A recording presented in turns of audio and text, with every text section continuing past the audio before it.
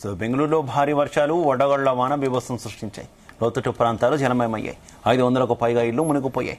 గోడలు కూలి చెట్లు విరిగిపడి 8 మంది మృతి చెందగా పలువురికి తీవ్ర గాయాలయ్యాయి. ఇక సిల్క్ బోర్డ్, కోరమంగళ వంటి ప్రాంతాల్లో 2 నుంచి 3 అడుగుల మేర నీరు నిలిచింది. ట్రాఫిక్ స్తంభించి జనజీవనం పూర్తిగా అస్తవ్యస్తమైంది.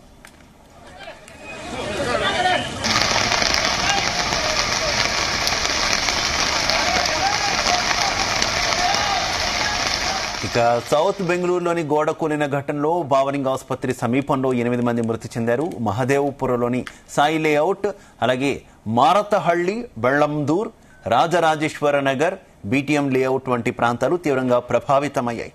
వాహనాలు నీట మునగడం, రోడ్లపై చెట్లు విరిగిపడడంతో భారీగా ట్రాఫిక్ జామ్ అయింది. ఇక బెంగళూరులోని మడివాళ, కోరమంగళ, ఈజిపుర ప్రాంతాల్లో భారీగా నీరు నిలిచిపోయింది.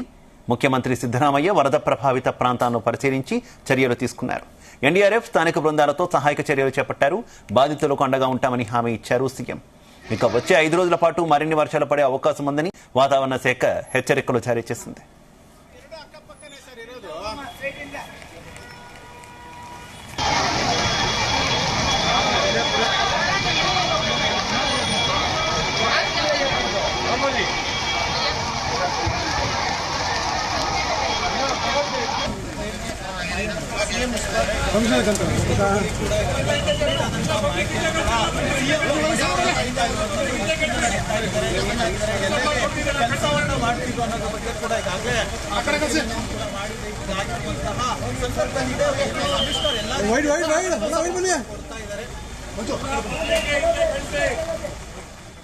బెంగళూరులో భారీ వర్షాలు వడగళ్ల వాన బీభత్సం సృష్టించాయి.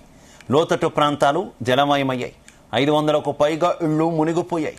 గోడలు కూలి చెట్లు విరిగిపడి 8 మంది మృతి చెందగా పలువురికి తీవ్ర గాయాలయ్యాయి. సిల్క్ బోర్డ్, కోరమంగళ వంటి ప్రాంతాల్లో 2 నుంచి 3 అడుగుల మేర నీరు నిలిచి ట్రాఫిక్ స్తంభించి జనజీవనం పూర్తిగా అస్తవ్యస్తమైంది. ఇక ఇదే విషయానికి సంబంధించి మరింత సమాచారం మా చీఫ్ న్యూస్ కోఆర్డినేటర్ రాధాకృష్ణ అందిస్తారు. రాధాకృష్ణ. Good evening Shiva. బెంగళూరులో ఒక్కసారిగా ఈ రోజు సాయంత్రం కురిసినటువంటి కుండపోత వర్షానికి మెయిన్ నగరం అంతా కూడా అతలకుతలమైంది చెప్పవచ్చు. దీంతో పాటుగా ఒక పెను విషాద ఘటన కూడా చోటు చేసుకుంది. ఎందుకంటే ఆ వర్షం దాటికి హాస్పిటల్ బోరింగ్ హాస్పిటల్ ప్రవాహి కూడా కూలి 8 మంది మృతి చెందారు. ఇందులో కొందరు చిన్న పిల్లలుగా ఉండడం చాలా ఉదయవిధాకరణ ఘటన జరిగింది. సో ఒక్కసారిగా భారీ వర్షం కూడడంతో ఒక ప్రవాహి కూడా కుప్పగూలింది. ఆ ప్రహారీ గోడ దగ్గర ఉన్నటువంటి వీళ్ళంతా కూడా అక్కడ ఉన్నటువంటి చిన్న పిల్లలతో పాటు 3 చిన్న పిల్లలతో పాటు పెద్దలు కూడా 8 మంది మృతి చెందారు. సో పలువురు గాయాలైతే వారికి ప్రస్తుతం ఆసుపత్రి కొనసాగిస్తున్నారు. సో ఉదయం సాయంత్రం ఒక్కసారిగా 5 గంటల తర్వాత భారీ వర్షపాతం నమోదైతే ముఖ్యంగా బెంగళూరు సిటీలోని ఆర్చిపుర, జయానగర్ తో పాటు పలు కీలక ప్రాంతాల్లో సాయంత్రం నుంచి కుండపోత వర్షం కురిసింది. ప్రధాన రహదారులన్నీ కూడా జలమయమైపోయి. సో దాంతో పాటుగా ఎక్కడికక్కడ ఇప్పటికే పెంచుతున్న ట్రాఫిక్ కష్టాలు వస్తే దానికి అదనంగా సాయంత్రం కురిసినటువంటి భారీ వర్షంతో మొత్తం జనజీవనం అంతా పట్టణంలో బెంగళూరు సిటీలో అంతా కూడా జనజీవనం అంతా అస్తవ్యస్తమైపోయి. దానికి తోడు ఇంటికి వెళ్లే సమయంలోనే ఆఫీసులు ముగించుకొని ఇంటికి వెళ్లే సమయంలోనే భారీ వర్షం కురవడంతో ట్రాఫిక్ అంతరాయం కలిగింది. ప్రధాన రహదారులన్నీ కూడా మొత్తం నీటితో జలంగా మొత్తంగా వాటర్ తో ప్రవాహంతో నిండిపోయాయి. సో దీనికి తోడు పలు చోట్ల ఎక్కడైతే ప్రవాహి గోడలు ఉన్నాయో అవి కుప్పకూడడంతో ఈ సంఘటన జరిగింది. ఈ సంఘటనలో 8 మంది చనిపోయారు. సో అందులో పిల్లలు కూడా ఉండడం కూడా 4 చిన్న పిల్లలు కూడా ఉండడంతో కొంత ఒక విషాదం చోటు చేసుకుంది. సో ఎక్కడైతే ఘటన జరిగిందో ఆ ఘటనా ప్రాంతానికి సీఎం సిద్ధరామయ్యతో పాటు ఉప ముఖ్యమంత్రి డీకే శివకుమార్ కూడా చేరుకొని అక్కడ ఉన్నటువంటి ఘటన స్థలాన్ని ఎక్కడైతే ఘటన జరిగిందో ఆ స్థలాన్ని పరిశీలించి అక్కడ ఉన్నటువంటి వారికి మెరుగైన చికిత్స అందించాలి. ఎవరైతే గాయపడ్డారో వాళ్ళకి మెరుగైన చికిత్స అందించాలని చెప్పేసి కూడా అధికారులు సూచించారు. అదే సందర్భంలో మృతి చెందిన వారికి ప్రభుత్వం ఆదుకుంటుంది.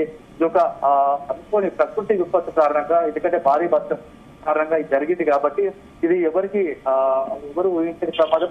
సో ఎవరైతే మృతులు ఉన్నారో వారికి ప్రభుత్వం అండగా నిలబడుతుందని చెప్పేసి కూడా హామీ ఇచ్చారు. అంతేకాదు ఒకవైపు పెద్ద ఎత్తున ఎండలు ఎందుకంటే మండు వేసవిలో ఎండలకు పెద్ద ఎత్తున కాస్తున్న సమయంలో ఈ సాయంత్రం పూట బెంగళూరులో ఈ వర్షం మాత్రం ఒక్కసారిగా ఊహించినట్టుగా ఒక్కసారి కుండపోత వర్షం అంటే క్లౌడ్ బరస్ లాగా కుండపోత వేసవిలో మామూలు సాధారణ సమయంలో వేసవి కాలంలో ఎక్కువ కూడా ఈ వడగళ్ల వాన పడుతూ ఉంది. సో అకాల వర్షాలు ఉంటాయి. కానీ బెంగళూరులో సాయంత్రం కురిసిన వర్షం ఏంటంటే ఏకదైక వర్షాకాలంలో పడ్డట్టుగా పెద్ద ఎత్తున భారీ వర్షపాతం, అందులోనూ ప్రధాన రహదారులన్నీ రోడ్లన్నీ కూడా నీటితో నిండిపోవడంతో మొత్తం నీటి ప్రవాహాలు చూస్తూ ఉంటే ఇది వర్షాకాలమా ఎండాకాలం అన్నట్టుగా కూడా సందేహాలు కలిసిన పరిస్థితి. సో ఓవరాల్ గా చూసుకుంటే మాత్రం సాయంత్రం వర్షంతో బీభత్సంతో బెంగళూరు సిటీ అంతా కూడా అల్లకల్లోలమైందని చెప్పవచ్చు. దీనికి తోడు ఈ దుర్మరణం చెందారు 8 మంది ప్రమాదంలో గోడ కూలిన ఘటనలో. సో అల్టిమేట్ గా వర్షాలు బెంగళూరు నగరాన్ని సాయంత్రం ఒక పెద్ద విషాదాన్ని కూడా మిగిలిచాయని చెప్పాల్సి ఉంటుంది. గతంలో చెన్నై ఏ రకంగా వర్షాలకు అతలాకుతలమైందో చూస్తాం. తర్వాత హైదరాబాద్ మహానగరం, ఇప్పుడు బెంగళూరు మహానగరం, మొత్తం మహానగరాలన్నీ ఒక్కసారిగా అకాల వర్షాలు వస్తాయి. ఈ రకంగా అతలాకుతలమై ఏకంగా ప్రాణాపాయాలు కూడా సంభవిస్తున్నటువంటి పరిస్థితి కదా. ఏ రకంగా చూసుకోవచ్చు రాధాకృష్ణ? యాక్చువల్ గా ఇప్పుడు పడుతున్న వర్షాలు సీజనల్ కాదు, సాధారణ రోజుల్లో ఏంటంటే వర్షాకాలం సీజన్ లో పడే వర్షాలు అంటే సీజనల్ లో పడే వర్షాలు ఈ స్థాయిలో పెద్ద ఎత్తున భారీ వర్షపాతం, భారీ సెంటీమీటర్ ఎక్కువ వర్షపాతం నమోదవుతూ వస్తుంది. అంటే తుఫాను ప్రభావంతో వచ్చిన ఇతరత్ర వర్ష సీజన్ లో రైనీ సీజన్. కానీ ఇప్పుడు ఇంత పెద్ద వేసవిలో అది ఏప్రిల్ అంటే మే మొదటి వారానికి వస్తున్నాము. సో ఒక రకంగా ఎండాకాలంలో ఈ పెద్ద మంచి మీడియం గా ఉన్నటువంటి హాట్ సమ్మర్ సీజన్ ఈ వర్షపాతం నమోదవడమే కొంత ఇదంతా కూడా ప్రకృతికి సంబంధించి జరుగుతున్నటువంటి అనేకమైనటువంటి దాంట్లోనే కారణంగానే ఈ వర్షాలుగా మనం చూడాల్సి వస్తుంది. అనుకోనిగా ఇంత స్థాయిలో ఏదంటే వర్షాకాలం సీజన్ లో పడ్డట్టుగా వర్షాలు పడడం మాత్రం ఒక రకంగా చెప్పాలంటే నగరవాసులతో పాటు అందరినీ కూడా ఆశ్చర్యానికి గురి చేస్తా ఉంది. ఎందుకంటే ప్రకృతిలో జరుగుతున్న పెను మార్పులకు ఇప్పుడు బెంగళూరులో ఉన్నటువంటి ఈ రోజు సాయంత్రం నమోదైన వర్షపాతమే ఒక ఉదాహరణగా మనం భావించాల్సి వస్తుంటుంది. ఎందుకంటే ఇటీవల కాలంలో మొత్తంగా గ్లోబల్ వార్మింగ్ ఎఫెక్ట్ ఎలా ఉంటుంది అనే దానికి అసలు సీజన్ తో సంబంధం లేకుండా అప్పుడే ఎండలు, అప్పుడే చలి, అప్పుడే వర్షం, ఇలా అది కూడా అతిగా అంటే ఊహించిన దానికంటే ఎక్కువ స్థాయిలో నమోదు కావడంతోనే ఇది గ్లోబల్ వార్మింగ్ కు కారణం అని చెప్పేసి కూడా కొంత నిపుణులు, ఎవరైతే వాతావరణ శాఖ నిపుణులు కూడా చెప్తున్న పరిస్థితి. సో ఏదేమైనా ఇది ఒక రకంగా ఈ సమయంలో ఇలాంటి వర్షపాతం నమోదవుతుందని చెప్పేసి ఎవరు ఊహించరు. కానీ అసలు వర్షపాతం నమోదవడం, అదే సందర్భంలో ఇట్లాంటి దుర్ఘటన జరగడం కూడా కొంత అందరినీ కూడా ఏ రకంగా చెప్పాలంటే విషాదంగా మనం భావించాల్సి ఉంటుంది. మొత్తంగా 8 మంది ముగ్గురు ఉన్నారు, అందులో 4 చిన్నవాళ్ళు, అంతా కూడా 10 ఏళ్ల లోపే ఉన్నట్టుగా కూడా తెలుస్తా ఉంది. సో అల్టిమేట్ గా ఈ రోజు జరిగిన ప్రమాదం మాత్రం బెంగళూరులో అనుకోని దుర్ఘటనగా మనం చూడాల్సి ఉంటుంది. అందులో ఒక రకంగా గార్డెన్ సిటీగా పేరున్నటువంటి బెంగళూరులో సాయంత్రం జరిగినటువంటి ఈ ప్రమాదం, ఈ వర్షం కూడా ఎవరు ఊహించగా అనూహ్యంగా జరిగిన ఘటనగానే మనం భావించాల్సి ఉంటుంది. Right, okay, thank you.